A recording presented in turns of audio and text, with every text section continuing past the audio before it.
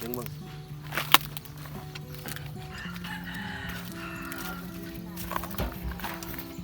นะพี่น้องตอนนี้เราเผาแล้วเราทำมาเบิ้ง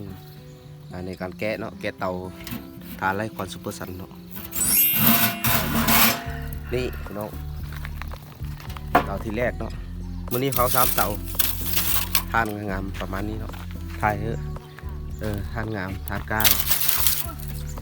ได้พี่น้องครับมาตาที่2พี่น้องครับผมตาที่2นี่ตาที่2ตัวนี้มันเสื้อมีเยอะเต็มปะเลยเนาะเสื้อแบบมีเยอะแน่นปะเลยแต่ตัวนั้นมันบกน้อยนึงงามทานพี่น้องเด็กเราจะสั่งได้เนาะสั่งเต่าสั่งทานไทยเวิร์ดน้ำส้มคนไม้ก็ได้เนาะเพราะว่าเป็นแบรนด์ของเบาไทยเองเนาะตัดสิมาตาที่3ก่อน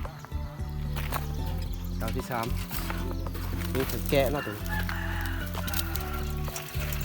พายแบบคลิปคร่าวๆเบิ่งบางคนเขาเยอะเฮ็ดคลิปแบบละเอียดเธอเบิ่งเนาะแต่ว่าบัตรเป่าไทยเผา5 เต่าแล้วจึงเสียคลิปเขาเบิ่งแบบละเอียดเนาะตอนนี้มันคร่าวๆก่อนคร่าวๆเพื่อว่าพี่น้องสนใจเพราะว่าเขาก็หลายคนกระทำหลายคนกระสั่งเนาะ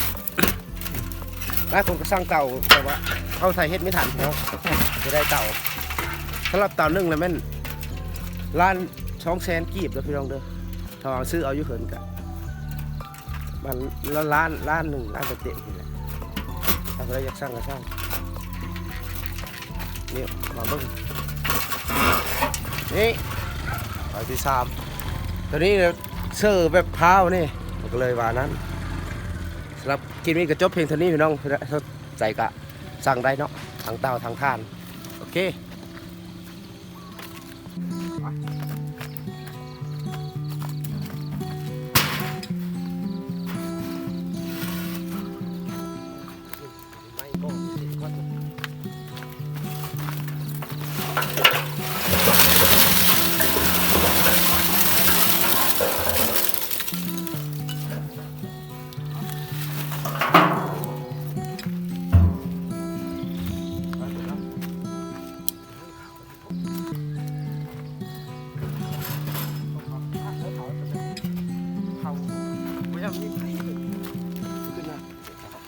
จะบอกว่ามีไหม